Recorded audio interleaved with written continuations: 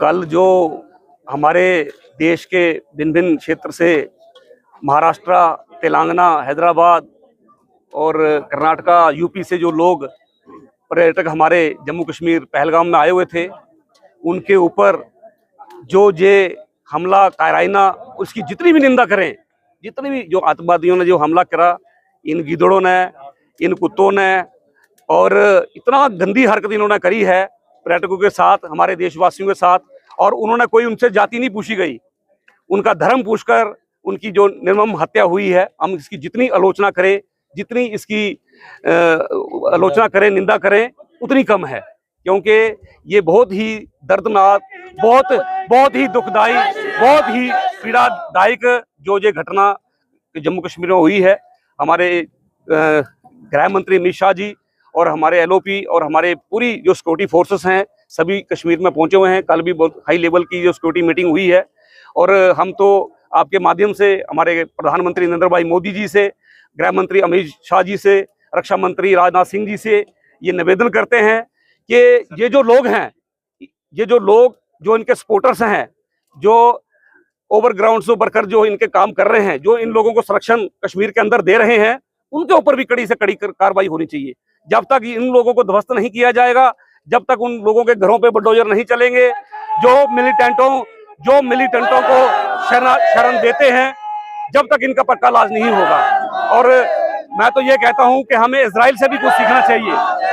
जिस प्रकार से इजराइल के लोगों को उन्होंने किडनैप किया था गाजा ने, और इजराइल ने जिस तरह गाजा को पूरी तरह से नास्ते नबूद किया है, उसी तरह से जबरदस्त जो सर्जिकल स्ट्राइक जो पुलवामा में पहले हुई थी, उसी प्रकार से जो सर्जिकल स्ट्राइक पाकिस्तान पर भी होनी चाहिए। और पाकिस्तान जो भूखा मर रहा है, उनके वहां भिखारी, उनके अपनी जनता को उन्होंने बना दिया है, और हिंदुस्तान का वो विकास देख नहीं रहे हैं, और अपनी जो कायराना हरकत कर रहे हैं, वहां से मिलिटेंट भेज रहे हैं, और कश्मीर के अंदर और हमारे हिंदुस्तान के अंदर जो ये षड्यंत्र ये रच रहे हैं, ये उस मंसूबे में कामयाब नहीं होंगे। क्योंकि हमारी सिक्योरिटी फोर्सेस, हमारी इंडियन आर्मी, हमारे देश के प्रधानमंत्री मोदी साहब और हमारे गृह मंत्री अमित शाह जी, राजनाथ सिंह जी, इनको किसी भी इनके मंसूबों को कामयाब नहीं होने देंगे। जो इन्होंने कल जो हरकत करी है, इसका इनको कड़ा जो है, इनको इसकी जो इंजाम इसका भुगतना पड़ेगा।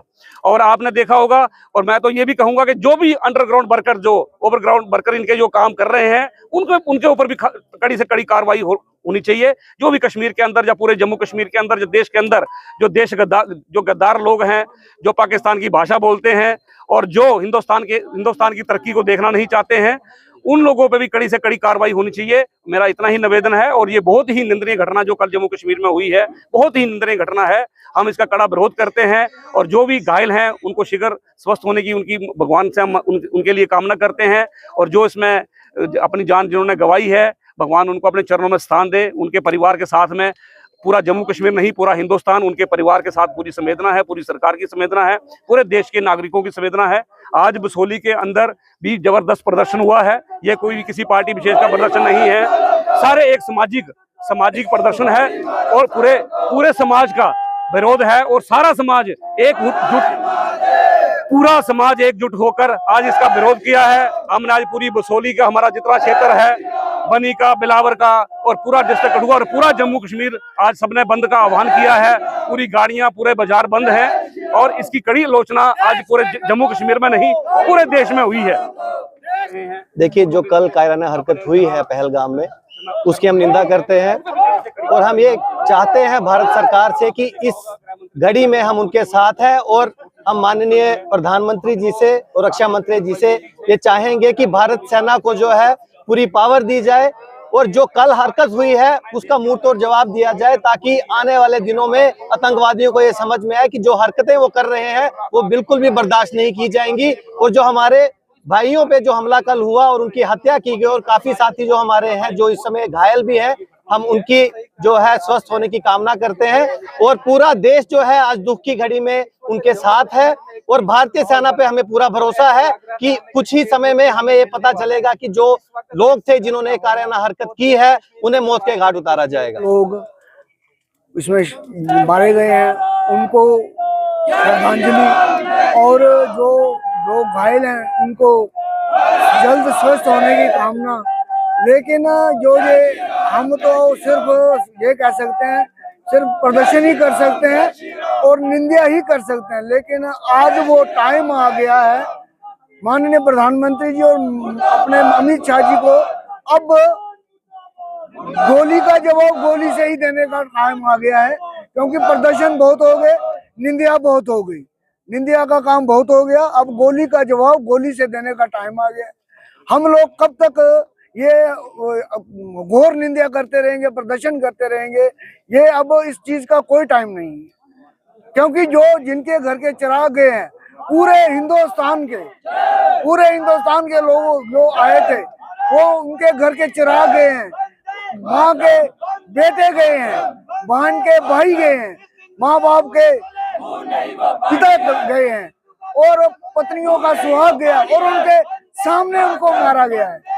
उनके साथ भी वही जो उन्होंने हालत की है, उनके सपोर्टरों के साथ, उनके जो सहयोगी उनके साथ, और जो सोच रखते हैं, सबको गोली का जवाब गोली से ही देना चाहिए। और अब इसके अलावा और कोई चारा नहीं है, क्योंकि जहां वहां पे ना किसी की जात पूछी गई, ना किसी का, और पर्टिकुलरली धर्म विशेष को टारगेट किया गया, हिंदू का पता लगता है इसको टारगेट किया गया है।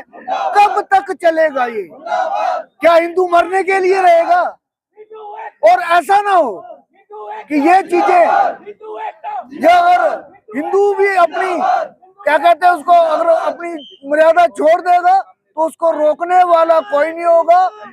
इतिहास गवाह है, जब हिंदू ने करवट ली है, इतिहास बदले हैं और पूरी सल्तनतें बदली हैं।